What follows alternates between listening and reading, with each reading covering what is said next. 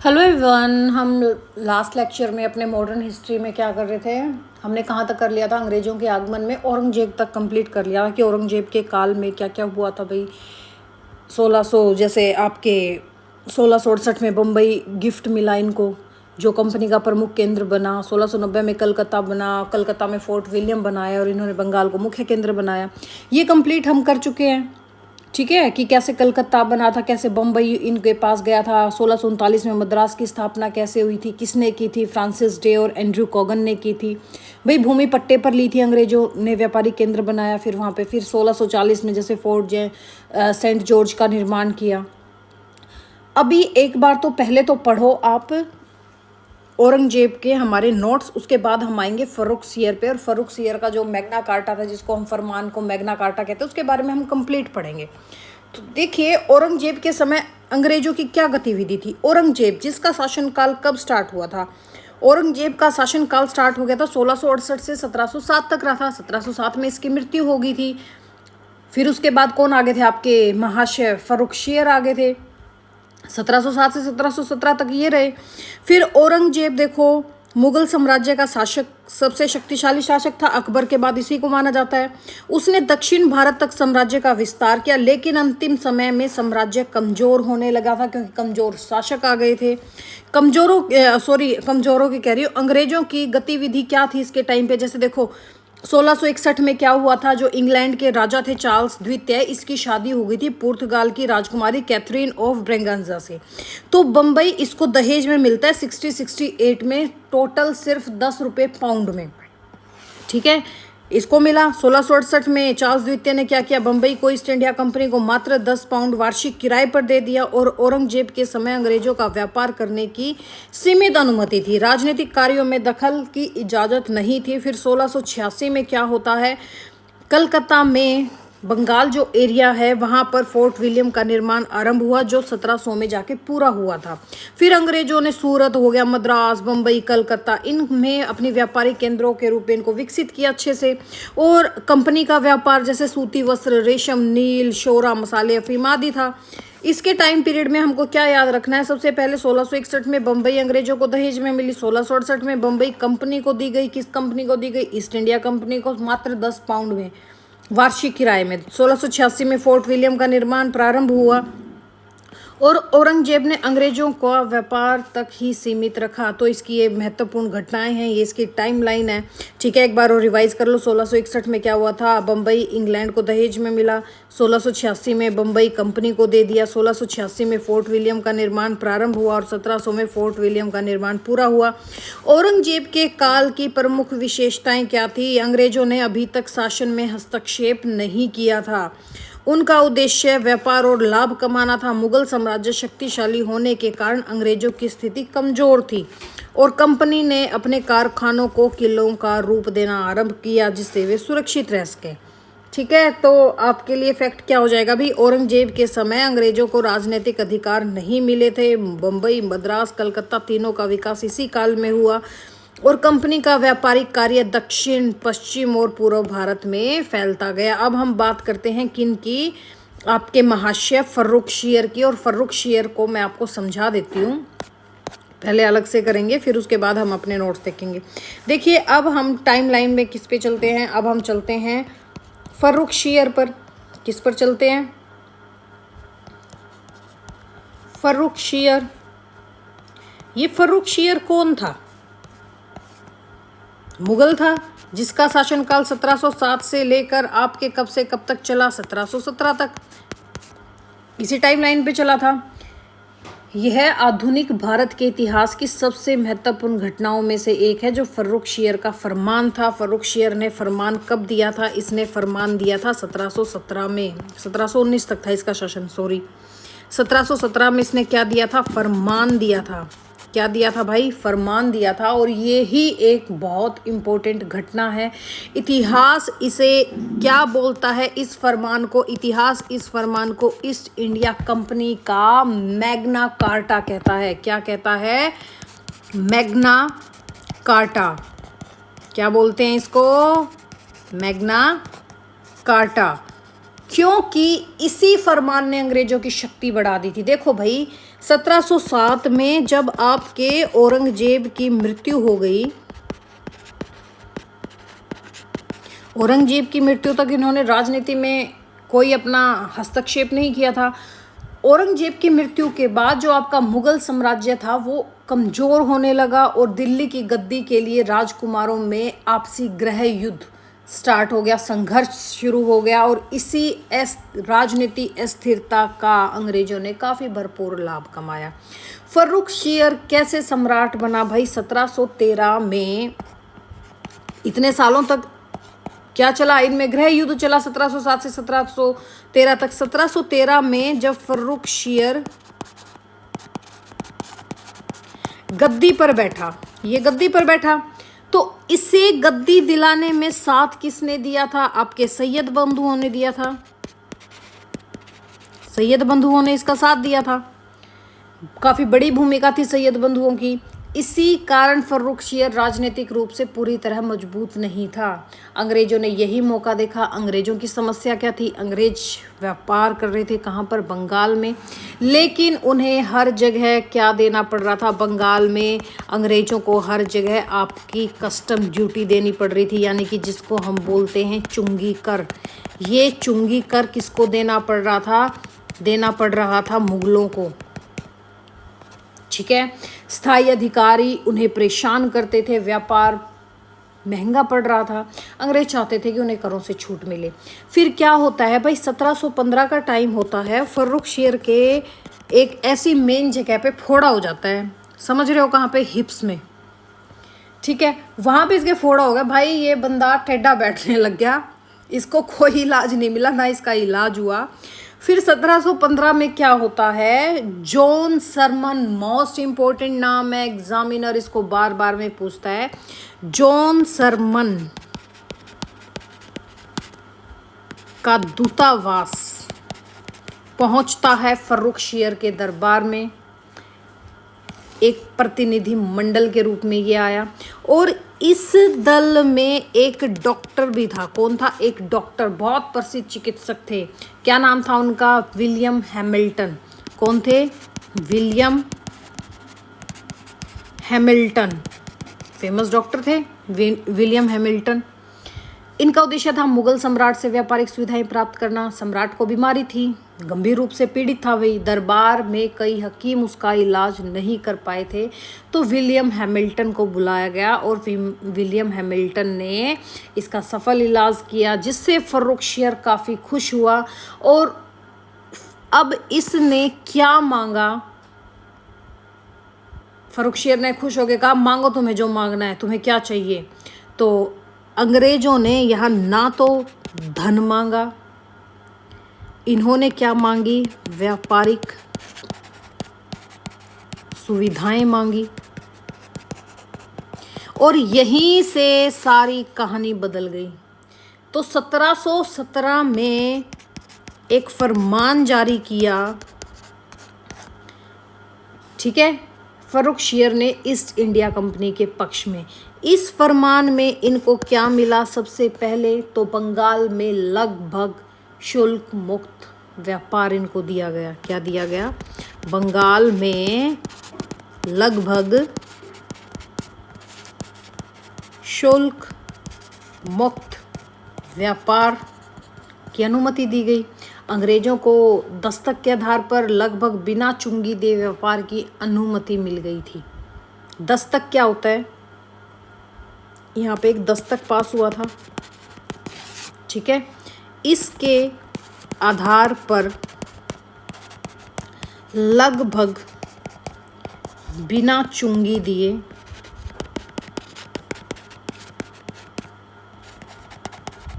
व्यापार की अनुमति मिली। अब आपके दिमाग में आएगा कि भाई मैम ये दस्तक क्या होता है? ये दस्तक क्या चीज़ है? तो देखो, दस्तक क्या होता है? कंपनी द्वारा जारी पास जिसे दिखाकर माल पर चुंगी से छूट मिलती थी। क्या होता था दस्तक? कंपनी द्वारा जारी एक पास जिसे दिखाकर, एक पास मिलता है ना, पास तो समझते हो, दिखाकर माल पर चुंगी से छूट मिलती थी। ये था आपका दस्तक। अब देखो इनको सिर्फ क्या करना था, यहाँ पर 3,000 रुपये वार्षिक भुगतान देना था भाई। कंपनी को बंगाल में अनेक व्यापारिक वस्तुओं पर अलग अलग कर देने की बजाय लगभग 3,000 रुपये वार्षिक देकर व्यापार करने की सुविधा मिली। सेकंड, इनको क्या मिला, कंपनी को बंगाल में अनेक व्यापारिक वस्तुओं पर अलग अलग कर देने की बजाय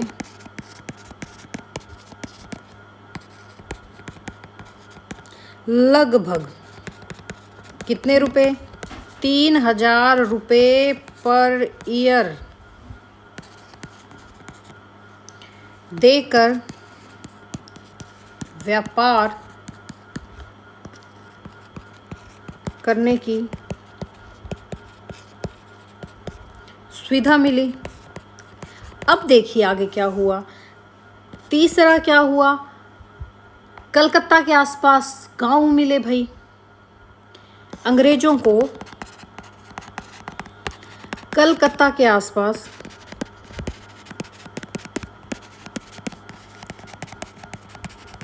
कितने गांव मिले, 38 गांव किराए पर लेने का अधिकार मिला।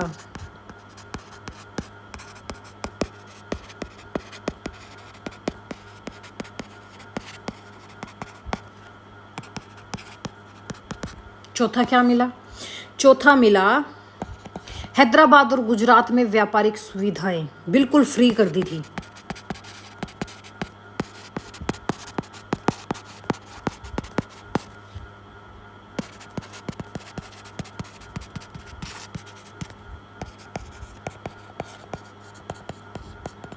बिना किसी ब्याज के, बिना किसी टैक्स के।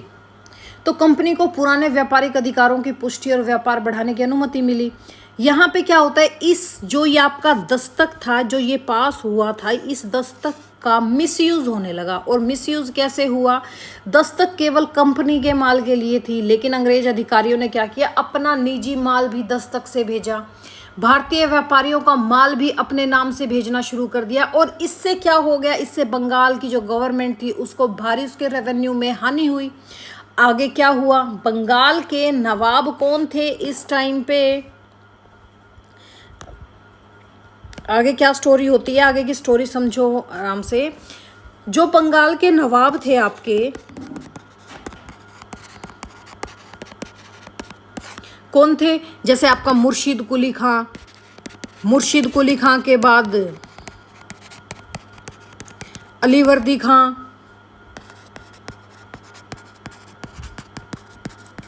अलीवर्दी खां के आपके बाद सिराजुद्दौला।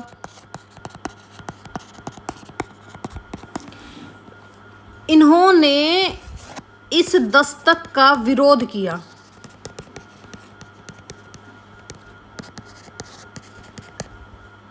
यही विवाद आगे चलकर क्या बना भाई, 1756 में कलकत्ता पर सिराजुद्दौला ने अटैक कर दिया।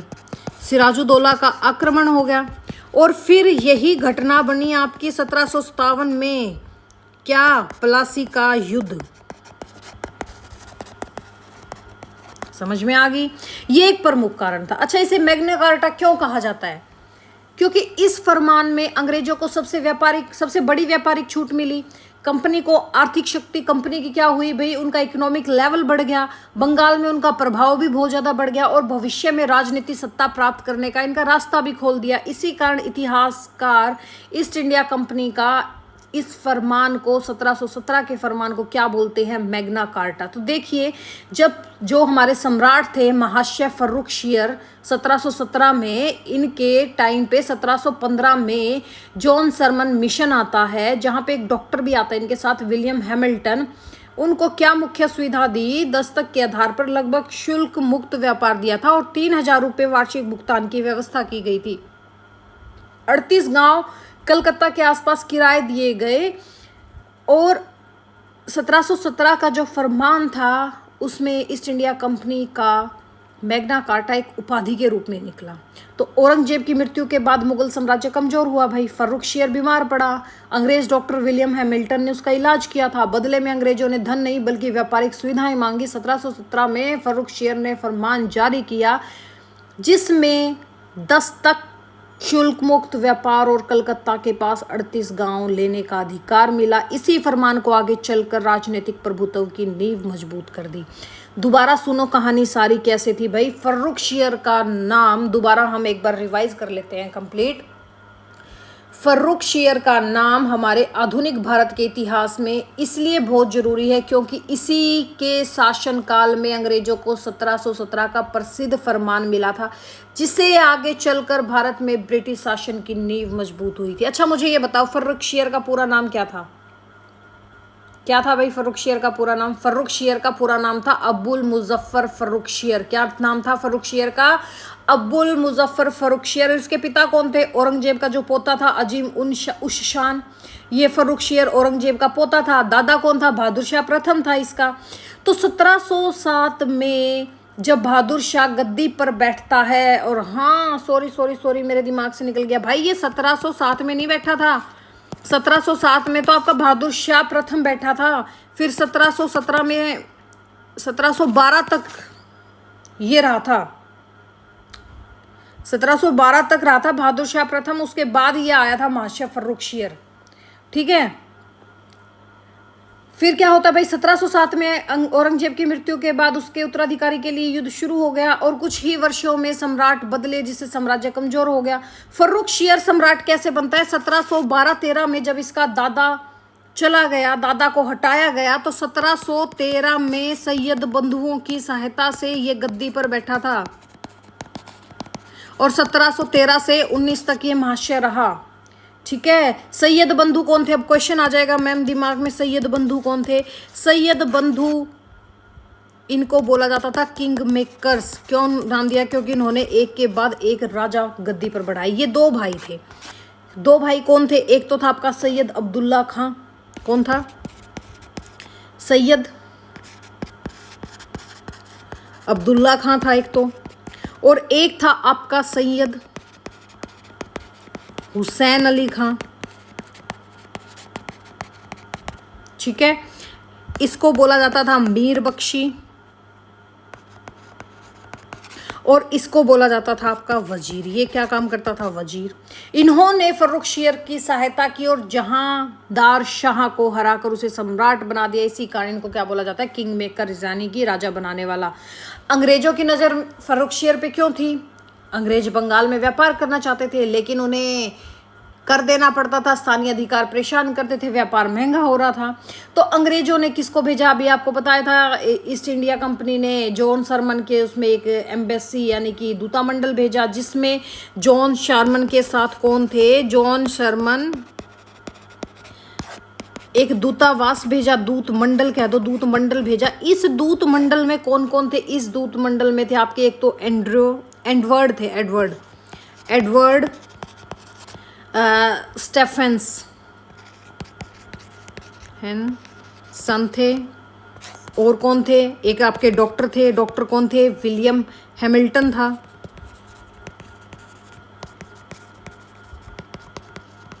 विलियम हैमिल्टन के बाद कौन था? विलियम हैमिल्टन के बाद आपका ख्वाजा सरहद था जो एक आर्मीनाई व्यापारी और दुर्भाषिया था। कौन था? ख्वाजा सरहद एक ये था। ठीक है। ये कौन था? ये एक आर्मेनियाई व्यापारी था।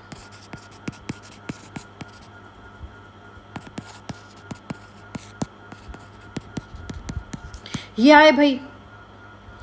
फर्रुखशियर की बीमारी थी मैंने बताया था, फिर उसका इलाज हो गया था। विलियम हैमिल्टन को बुलाया। जब विलियम हैमिल्टन ने इसका इलाज कर दिया था इसने खुश होकर बोल दिया तुमको जो लेना है ले लो भाई। तो इन्होंने क्या कहा? हमें धन सोना चांदी कुछ नहीं चाहिए, हमें व्यापारिक अधिकार चाहिए।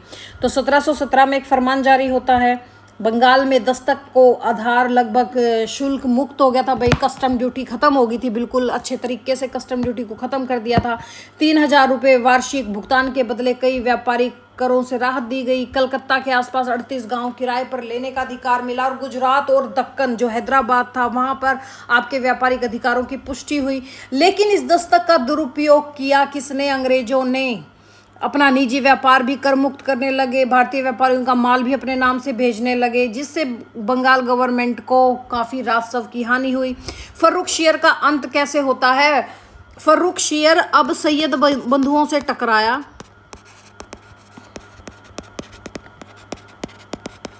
इस टकराव में क्या होता है? डायरेक्ट तो टकराया नहीं, तो 1719 में सैयद बंधुओं ने इसको गद्दी से हटा दिया।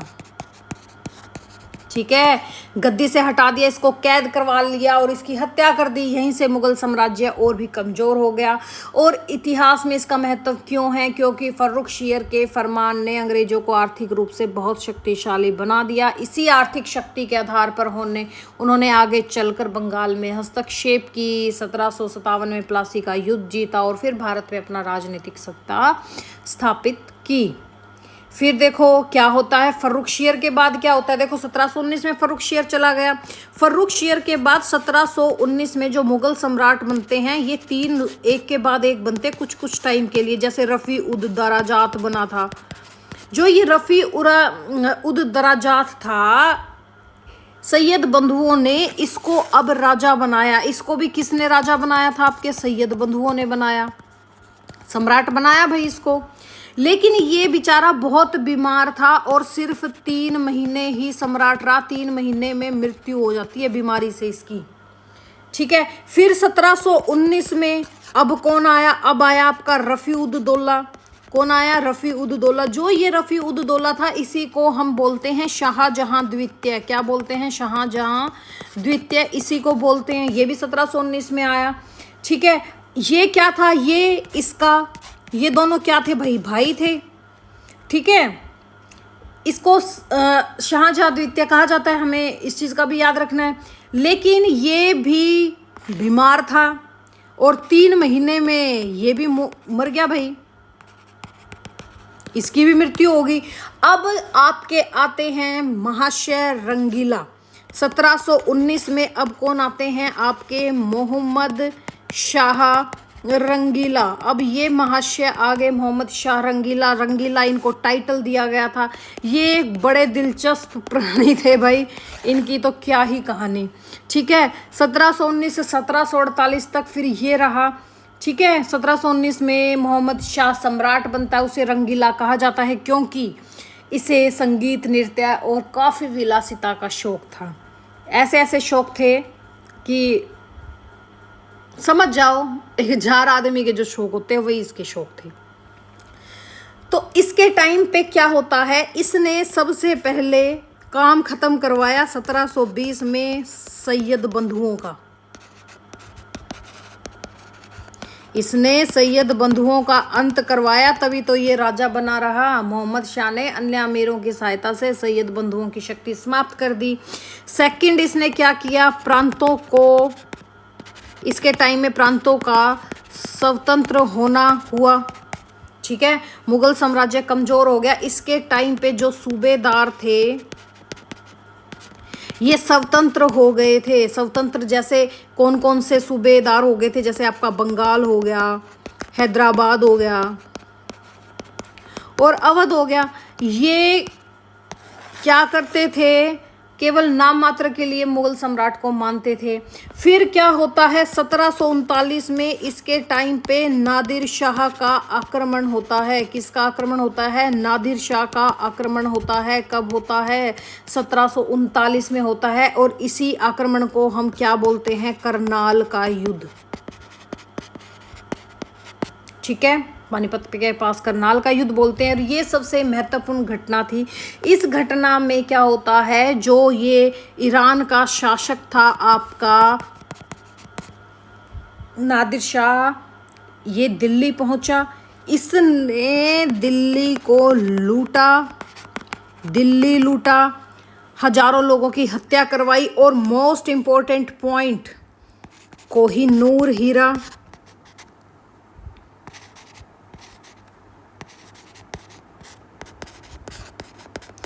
प्लस जो हमारा पिकॉक थ्रोन था, यानी कि जो मयूर सिंहासन था,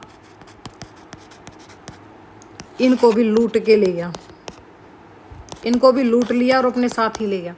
इस घटना ने मुगल साम्राज्य की प्रतिष्ठा पूरी तरह नष्ट कर दी थी। फिर इसके बाद कौन आते हैं? इसके बाद आते हैं आपके कौन महाशय? अहमद शाह बहादुर। अब कौन आता है? अहमद शाह बहादुर। ये अहमद शाह बहादुर आपके 1748 से 1754 तक रहते हैं। ये कौन था? ये मोहम्मद शाह के बाद उसका बेटा था जो अहमद शाह था। ये बैठ गया, बट ये क्या था? कमजोर था बेचारा, अयोग्य शासक था। दरबार में षड्यंत्र बढ़ गए थे और साम्राज्य और भी कमजोर हो गया। इसके बाद कौन आया? इसके बाद आता है आलमगीर द्वितीय। ये आलमगीर द्वितीय 1754 से 1700, अब तो काफी कमजोर हो गया था मुगल, अब तो बदलते जाएंगे। ठीक है, ये अहमद शाह, इसके टाइम पे क्या हो रहा था? इसके टाइम पे अहमद शाह अब्दाली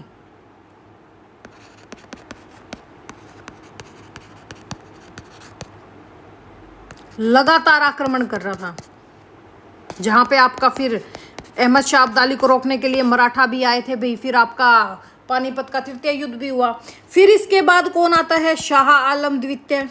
कौन आता है? एक बार मैं ये बीच में घुसा लाई, लेकिन कर लो भैया, माइंड में आ रहा है तो कर लो। शाह आलम द्वितीय आ गया।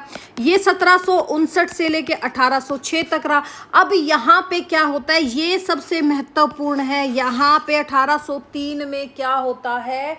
पूरा ब्रिटिश का कब्जा हो जाता है और ये बेचारे सिर्फ लाल किले तक रह जाते हैं।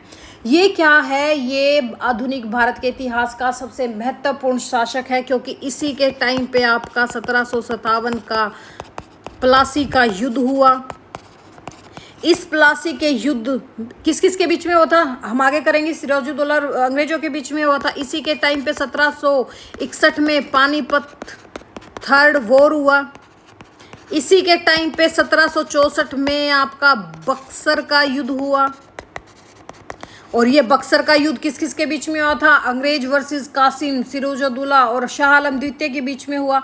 बक्सर के युद्ध में हार हुई और शाह आलम द्वितीय क्या होता है? अंग्रेजों से हार जाता है। यहाँ पे फिर आपकी 1765 में मोस्ट इम्पोर्टेंट, जहाँ से हम इनके बिल्कुल गुलाम बनने स्टार्ट हो गए थे, वो थी आपकी इलाहाबाद की संधि।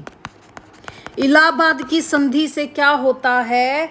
1765 में शाह आलम द्वितीय ने अंग्रेजों के साथ इलाहाबाद की संधि की। इस संधि में अंग्रेजों को बंगाल, बिहार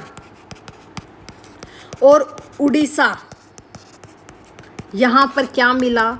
दीवानी अधिकार मिला। दीवानी अधिकार मतलब कर वसूलने का अधिकार, यानी कि राजस्व वसूलने का अधिकार मिल गया। और यहीं से अंग्रेजी व्यापारी ने शासन बनने की निर्णायक रूप से आगे बढ़ा। समझ में आ गया?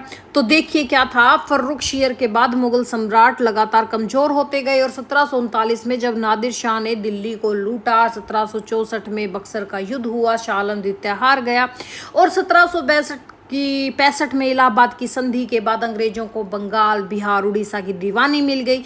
यहीं से भारत में अंग्रेजी शासन की वास्तविक नींव पड़ती है। ठीक है, अब एक बार हम इसका फर्रुखशियर का पढ़ लेते हैं भाई, इंपॉर्टेंट है। ठीक है, अपने नोट्स में से भी पढ़ना जरूरी है। तो देखिए क्या होता है फर्रुखशियर के समय अंग्रेजों की गतिविधियां। फर्रुखशियर देखो 1707 में जब औरंगजेब मरा तो 1707 से लेकर 1712 तक कौन थे? आपके बहादुर शाह थे।